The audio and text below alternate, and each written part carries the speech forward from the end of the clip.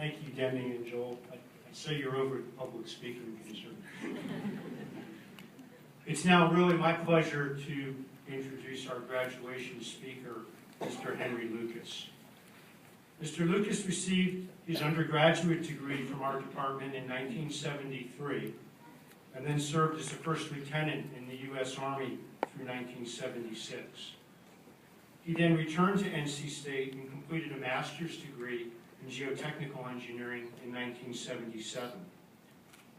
After working in engineering consulting for several years, he founded ECS, Engineering Consulting Services, in 1988, and to this day serves as president and senior principal engineer.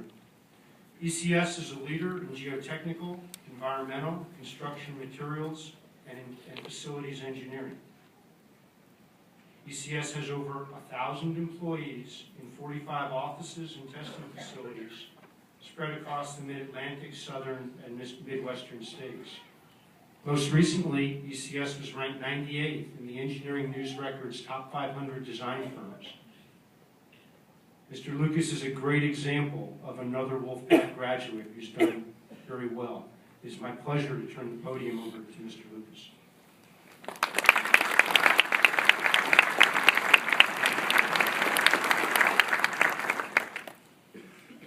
Good afternoon. It's an honor to be here as a proud graduate of NC State, not once but twice. When Laura Bremer first asked me to speak, I wanted to think about it for a couple of days. I've had the opportunity to go to a number of graduations over the years.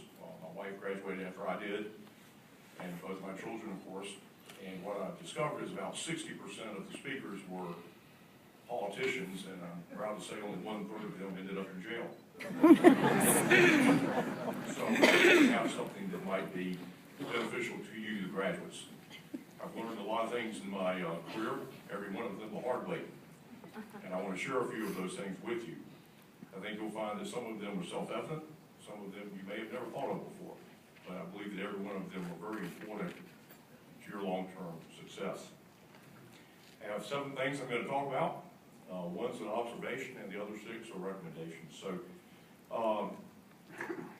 when I graduated in '73, the market was pretty challenging, just like it is now. I understand that many of you have already gotten jobs. Congratulations. And some of you are considering going on to graduate school, which is, in my opinion, never a bad thing. And some of you are still looking. So the job market, I believe, is getting better.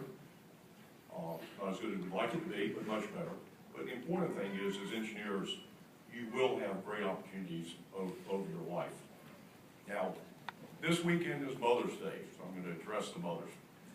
I think NC State has been having graduation on Mother's Day probably for at least 50 years. I know from personal experience it's been at least 41 years. And I believe that there was a good reason why NC State decided to have the graduation on Mother's Day, because most engineering graduates do end up getting very important and meaningful jobs. And mothers, when your child graduates from school and gets a job, it means you're losing that child, of course, but it also means you're getting a pay raise. Congratulations to the moms that are sitting out here and doing a great job of raising your children.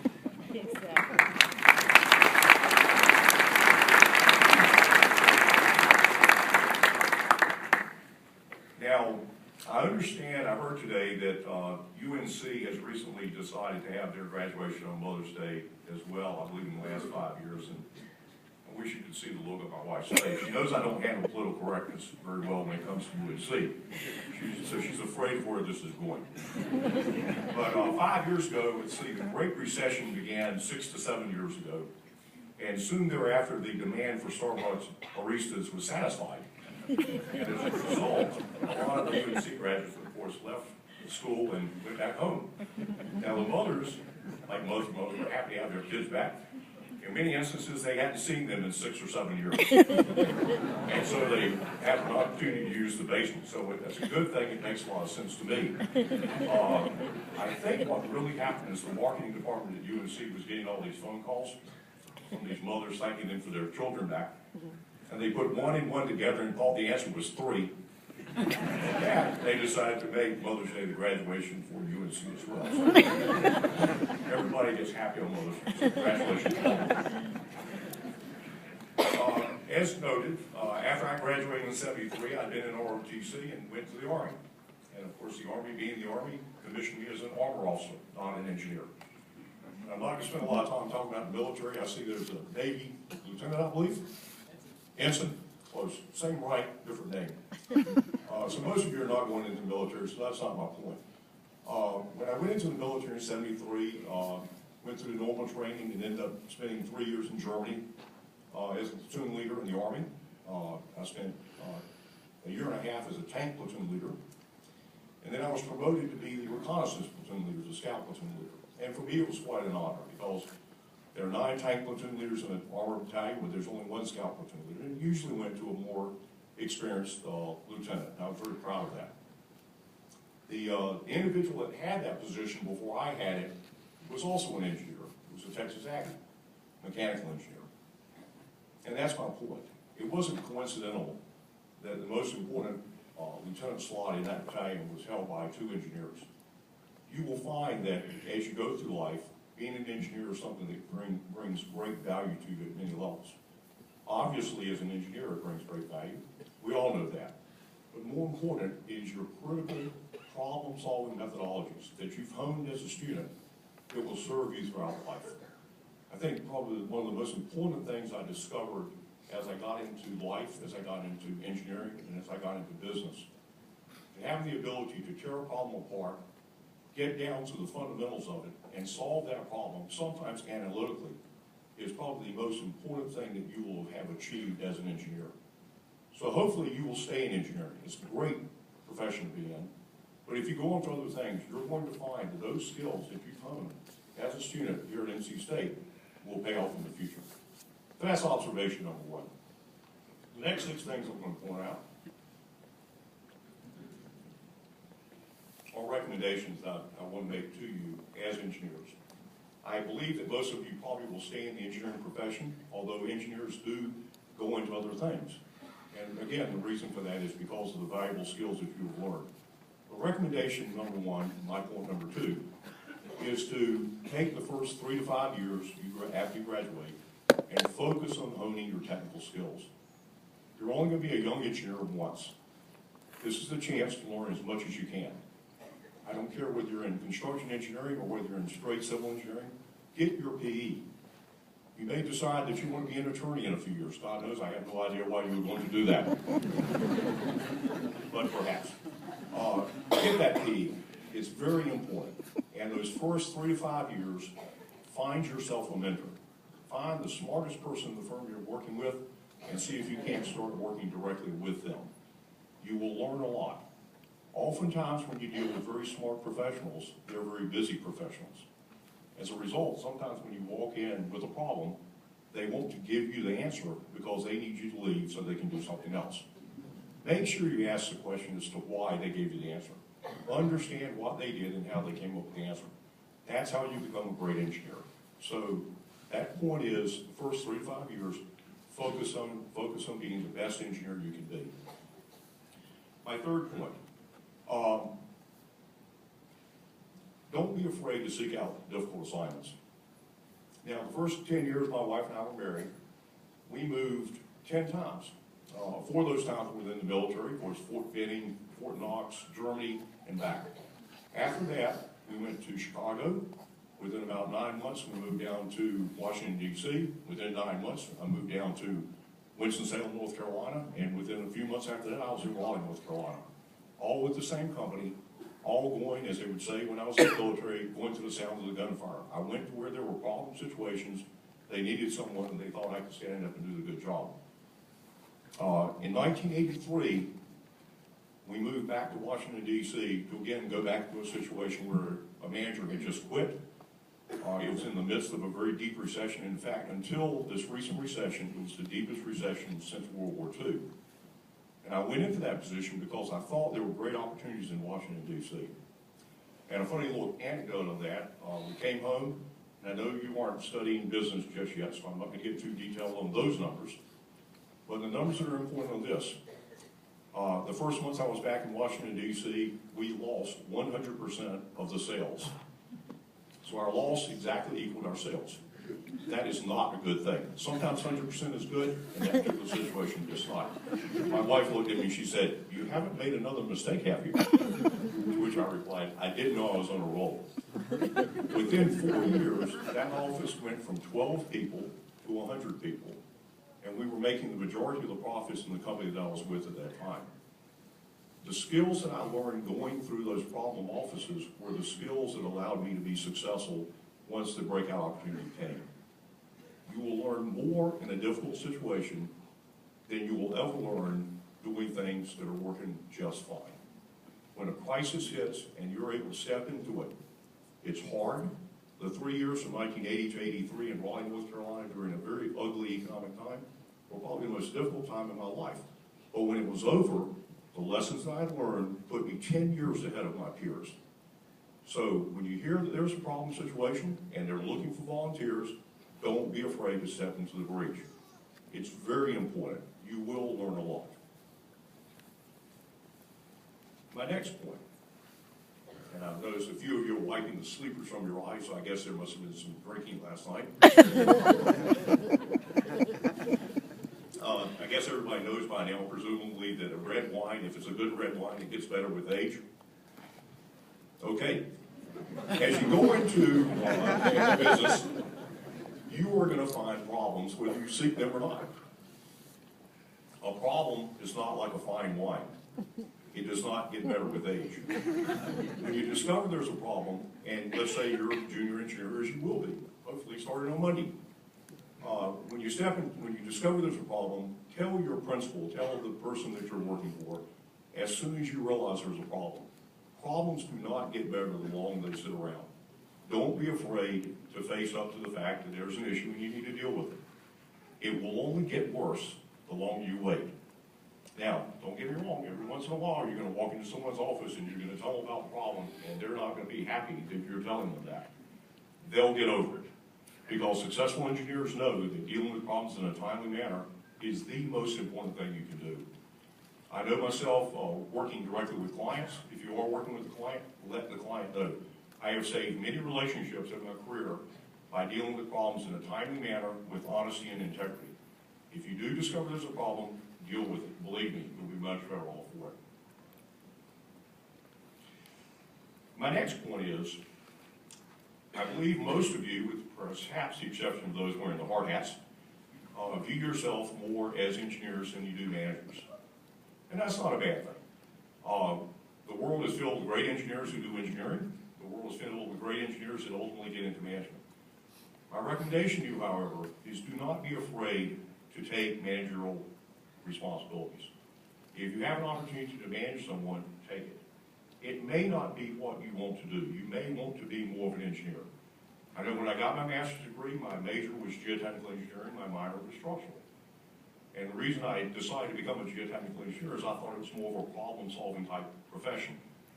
But having said that, what I learned in dealing with situations over the years is that management is in fact important. You will never be a great engineer unless you can deal with others. Now, I've heard the doctors up here have told me about some of the teaming lessons that you have done or classes that you've taken. That's all part of management, believe it or not. It's all part of leadership. At one time, I used to think engineers were inherently not very good managers. I don't believe that anymore.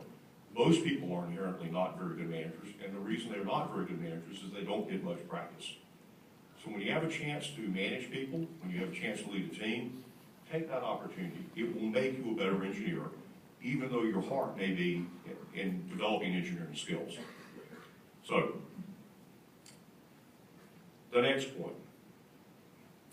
This really is going to depend on where you end up professionally. It's a little less meaningful if you're in the public sector as opposed to the private sector, but I believe it's going to be meaningful in most situations. Most companies will not want you to have direct relationship with clients. In other words, the people that pay the bills, the first 2 to 3 years. And the reason being is they're not sure about your maturity, they're not sure about the depth of your knowledge, and they're not sure of how you'll handle those interactions. And that's real. I mean, people get better with age usually. But if you're with a firm after the first 2 to 3 years and they will not let you have a relationship with a client where you do not have the opportunity to interact directly with them and talk to them, start looking for a new job. Because I tell you right now, the client is the person that actually pays your paycheck. Their name may not show up on the bottom line, but I can guarantee you, without a client, without people that bring you work because of what you know, you're never going to get a paycheck. So it's very important to have relationships with clients, seek those out. And I'll tell you right now, as an engineer, when I first realized I actually had to go out and sell things, like most engineers, I knew there had to be a formula, right? There's got to be a calculation. You know what the calculation is? Be yourself. They're just like everyone else. The people that actually pay you to do work are just like the people that you know every day. And you can get along with them just fine. So seek those client opportunities where you can have a relationship with a client. And like I said, the only advice I will give you, if you're with a firm that will not let you have contact with clients after a reasonable period of time, then my recommendation to you is to get another job, because that company is not going anywhere. The last point that I want to make is one actually that I kind of debated on whether I should bring it up or not. I'm going to give you a little background. When I finished my master's degree, it was in the winter of '77, and January of '78 I started working. And by May of '78, the young engineers started to show up in the cubicle next to mine. And one of the fellows that I was introduced to was from Northwestern University. I was working in Chicago at the time. And I was telling him how proud I was to have the opportunity to work with this firm, a firm called STS Consultants in Chicago. I got that job because of Dr. Harvey Walls, who I know you know. He was the professor of geotechnical engineering when I was there at State. And he actually got me that job. So I felt a deep loyalty to him to make sure I did a great job. And I somehow brought that up in the conversation with the young man that was in the next cubicle. And he said something to me that was absolutely shocking. He made the point that he didn't think he had to prove anything because he was a graduate of, no one from Northwestern's here because that's where he was from. He didn't feel like he had to prove anything. I will tell you right now, the day you show up to work is the day the race starts. Last week, there was the Kentucky Derby, right? And I think one horse had 2-to-1 odds and another one had 16-to-1 odds. Do you know which horse won that race? I can tell you right now, it was the fastest horse. It didn't matter what the odds were. It was the horse that when the gate opened, started running, and at the end of the race was in front. Your race starts Monday, if you have a job, or a couple of years from now if you're going to graduate school, or perhaps a month from now if you don't have a job just yet. That's when the race starts. No one owes you anything. You must earn it every single day. And you do it by doing your job and taking advantage of the fine opportunity and the fine education that you have at the school, one of the best in the nation. I compete with and I employ people that graduate from all sorts of schools. And I will tell you right now, the NC State graduates are among the best, period. But no matter how good you may be, no matter what your odds of winning are on the day you show up for work, that's the day the race started. I will tell you right now, 5 years down the road, no one's going to ask you where you went to school unless it's just nice, simple, social chit-chat. So what you do is what matters. Now, I believe my time is about up, and I see the hook being pulled out, so I'm going to close. Excuse me. Of course, the mascot of NC State is the wolf, and actually the mascot of our company is the wolf as well. Coincidence? I don't think so. The reason the wolf is a great mascot is there are many reasons. Number one, they're among the most successful predators in history. The tactical fighting unit of the wolf is the wolf pack, which you are members.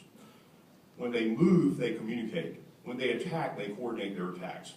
And the harsher the winter, the more it is, the more successful the wolves are. I cannot think of a better mascot in life or for a university than the wolf pack. And so in closing, I have 2 words. Go Pack!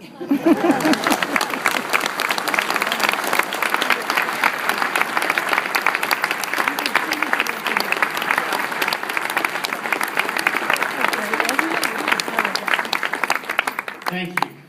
Great message. message and inspiring, and just on behalf of the Department of Civil Construction and Environmental Engineering, we'd just like to present you with a certificate of appreciation. We're so pleased you could be here with us today. Oh, thank you very much.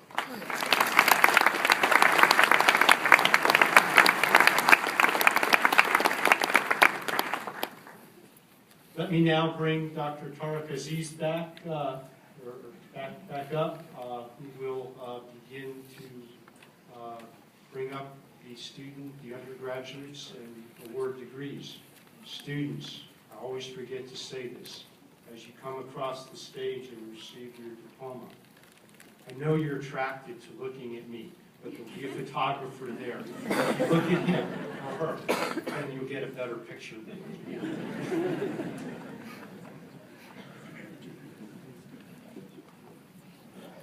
Hello, everyone.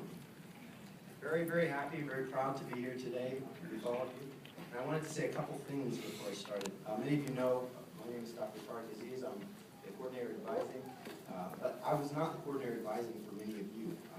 In fact, you were advised by Dr. Mike Liming for the most part, and he is retiring soon. And I wanted to just say and give him a little bit of a round of applause for those of you that have worked with him, whether it be good news or bad news. There's a lot that goes on in the background there that Dr. Liming was working on to make sure to ensure the quality of the degree that you were receiving. So let's give Dr. Liming a round of applause.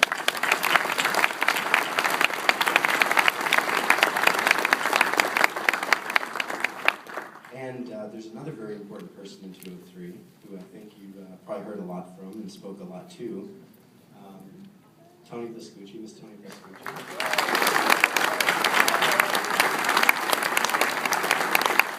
I think it's safe to say that that office would not function without Tony there, so I wouldn't have taken the job if she were not there. Okay, so graduating seniors, let's get this started.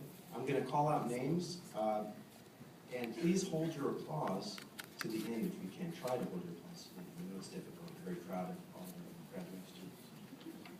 So I'll start with, just as the handout shows, I'm going to read names of them.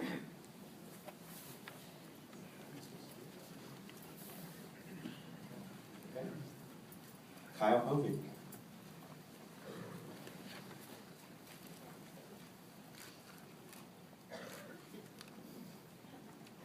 David Overby.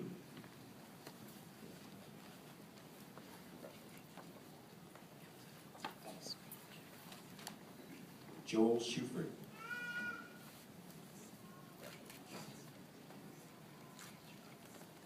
John Andrew Wagner. These are the valedictorians. So, and this is for the Bachelor of Science in Civil Engineering, I should of course say that. Now we're going to have the summa cum laude for the Bachelor of Science in Civil